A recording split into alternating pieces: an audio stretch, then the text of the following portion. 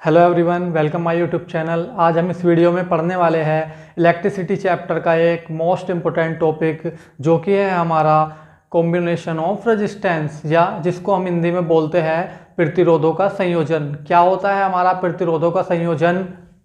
कभी कभी हम विद्युत परिपथ में एक से अधिक प्रतिरोधों को जोड़ते हैं तो उसे ही प्रतिरोधों का संयोजन कहते हैं। क्या होता है, कभी कभी जब हम इलेक्ट्रिक सर्किट बनाते हैं तो उसमें हम एक से अधिक प्रतिरोधों को जोड़ते हैं, उसे ही हम क्या बोलते हैं?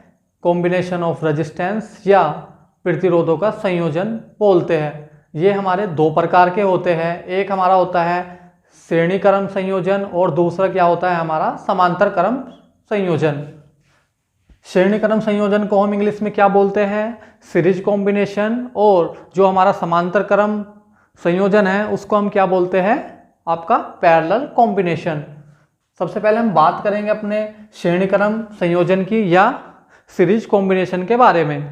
क्या होता है हमारा सीरीज कॉम्बिनेशन? जब दो या दो से अधिक प्रतिरोध या रेजिस्टेंस हमारे श्रेणी क्रम में जुड़े हो उसे ही हम क्या बोलते हैं? श्रेणी क्रम संयोजन बोलते हैं, जो कि इस सर्किट में दिखाया गया है। ये हमारा रेजिस्टेंस 1 है, ये हमारा रेजिस्टेंस 3 है। तो ये क्या जुड़े हुए हैं? श्रेणी क्रम में जुड़े हुए हैं। इनका एक पॉइंट दूसरे रेजिस्टेंस के दूसरे पॉइंट से जुड़ा हुआ है, तो उसे हम क्या बोलते हैं? अपना सीरीज कॉम्बिनेशन बोलते हैं।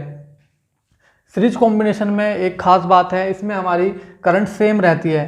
करंट सेम क्यों रहती है? क्योंकि इसमें करंट फ्लो होने का रास्ता एक ही है, ये वाला, और कोई रास्ता नहीं है, और किसी और दूसरे रास्ते से हमारी करंट फ्लो भी नहीं हो सकती, क्योंकि एक ही पाथ है करंट फ्लो होने का। दूसरी बात क्या है, इसमें हमारी जो हमारा वोल्टेज सोर्स होता है वो हमारा डिफरेंट होता है। क्यों डिफरेंट होता है?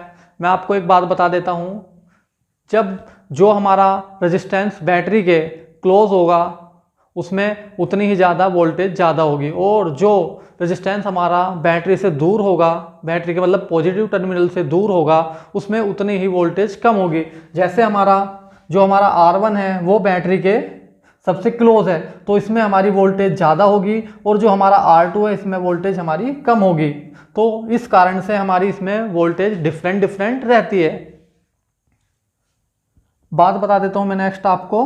जो हमारी इसमें V टोटल होगी वो हमारी V1 प्लस V2 होगी, क्योंकि जो हमारी वोल्टेज है पहले इसमें जाएगी R1 में और फिर दूसरी किस में जाएगी? हमारी R2 में। तो इन दोनों का योग ही हमारा V टोटल होगा या वोल्टेज टोटल होगा। नेक्स्ट बात कर लेते हैं हम इसकी।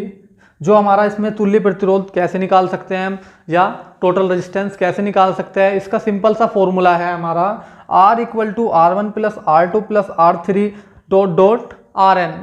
इसमें हम सिंपल फॉर्मूला है इसका, इसमें हम R1 R2 R3 रख सकते हैं वैल्यू, और हमारा टोटल रेजिस्टेंस निकल के आ जाएगा। नेक्स्ट बात करते हैं अब हम समांतर क्रम संयोजन, जिसको हम पैरेलल कॉम्बिनेशन बोलते हैं। क्या होता है हमारा पैरेलल कॉम्बिनेशन? पहले मैं आपको ये बता देता हूँ।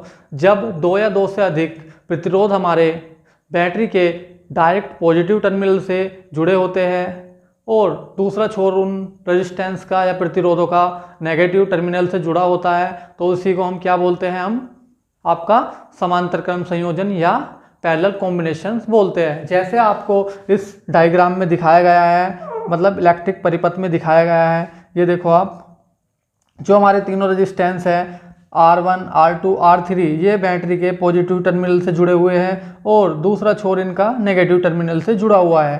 इसकी एक खास बात है हमारी, इसमें हमारी वोल्टेज सेम रहती है। क्यों वोल्टेज सेम रहती है? मैंने आपको बताया था, जो हमारा रेजिस्टेंस बैटरी के पॉजिटिव टर्मिनल के क्लोज होगा उसी में हमारी वोल्टेज ज़्यादा होगी, बट इसमें हमारे जो वोल्टेज है वो तीनों रेजिस्टेंस में एक टाइम पर ही जा रही है, तो इसमें वोल्टेज तीनों में सेम होगी। दूसरी बात बता देता हूँ मैं आपको, जो इसमें हमारी करंट होती है वो करंट हमारी डिफरेंट होती है। क्यों डिफरेंट होती है? क्योंकि इसमें करंट फ्लो होने के 3 रास्ते हैं हमारे, एक ये वाला, एक ये वाला और एक ये वाला। तो इस कारण से इसमें हमारी करंट तीनों में अलग अलग फ्लो होगी। तो जो हमारी टोटल करंट होगी IT, वो क्या होगी? हमारी I1 plus I2 plus I3। इसमें हम तुल्य प्रतिरोध कैसे निकाल सकते हैं? जो हमारा समांतर क्रम संयोजन है इसमें हम तुल्य प्रतिरोध कैसे निकाल लेंगे? जो आर है हमारा 1/r equal to 1/r1 plus 1/r2 plus 1/r3 plus dash dash 1/rn। ये हमारा श्रेणी क्रम का समांतर क्रम का फॉर्मूला है जिससे हम तुल्य प्रतिरोध निकाल सकते हैं।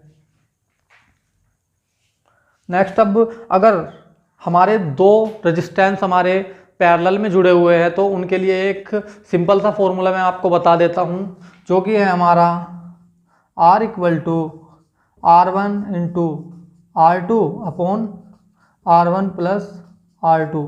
आप इससे भी दो रेजिस्टेंस जो पैरेलल में लगे हुए हैं उनका तुल्य प्रतिरोध निकाल सकते हैं। अब हम इस पे एक एक न्यूमेरिकल करके देख लेते हैं। सबसे पहले हम करेंगे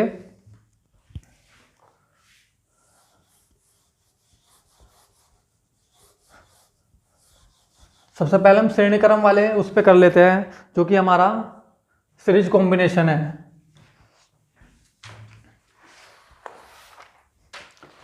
इस पे एक न्यूमेरिकल कर लेते हैं हम। एक सर्किट है ये,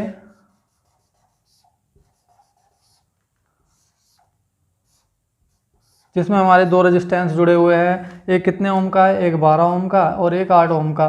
तो हम इसमें, और ये वोल्टेज सोर्स है कोई, तो हम इसमें कैसे निकाल सकते हैं इसका तुल्य प्रतिरोध। मैंने आपको फॉर्मूला बताया था, R equal to R1 plus R2 plus dash dash Rn।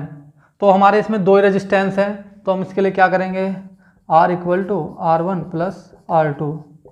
R1 कितना हमारा 12 है प्लस R2 कितना है हमारा 8, तो टोटल रेजिस्टेंस कितना हो गया हमारा 20। ये हमारा टोटल रेजिस्टेंस आ गया इस सर्किट का। अब हम इसमें एक न्यूमेरिकल कर लेते हैं समांतर क्रम में, जो कि हमारा पैरेलल कॉम्बिनेशन है।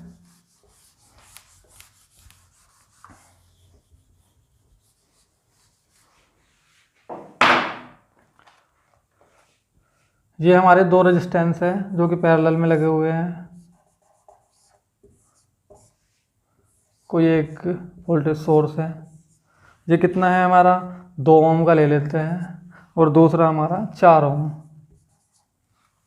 इसके लिए मैंने आपको एक फॉर्मूला बताया था आपको ना, 1/r equal to 1/r1 plus 1/r2 plus dash dash. But हमारे यहाँ पे दो ही है, तो हम इसमें वैल्यू रख लेते हैं इसकी।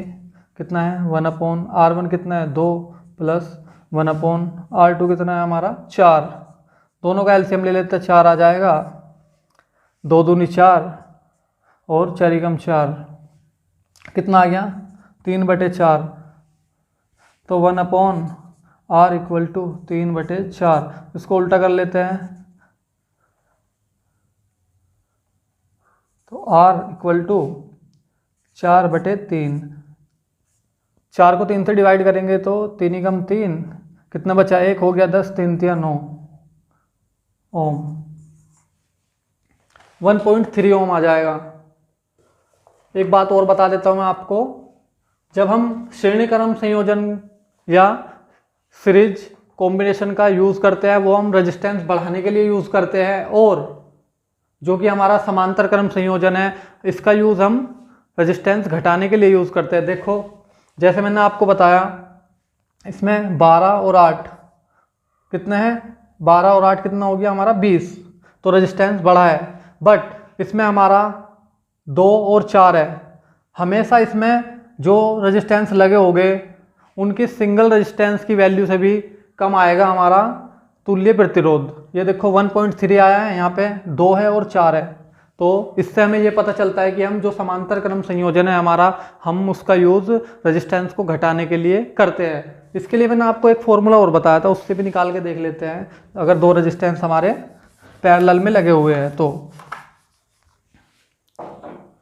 ये बताया था मैंने आपको, R equal to R1 into R2 upon R1 plus R2। इसमें वैल्यू रख के देख लेते हैं। R1 कितना है हमारा 2 इंटू 4 अपॉन 4 और 2 कितना हो जाएगा हमारा 2 प्लस 4, ये तो 6 आ गया, 4 दूनी 8। अगर हम इसको 6 से डिवाइड करेंगे, 6 एकम 6, कितने बचे 2, पॉइंट लगा के 0 उतार लिया, 20 हो गया, 36 18 3 तो ये आंसर आ रहा है 1.3 ओम। दोस्तों अगर आपको ये वीडियो अच्छी लगी है तो प्लीज़ वीडियो को लाइक करें और चैनल को सब्सक्राइब करें। Thank you.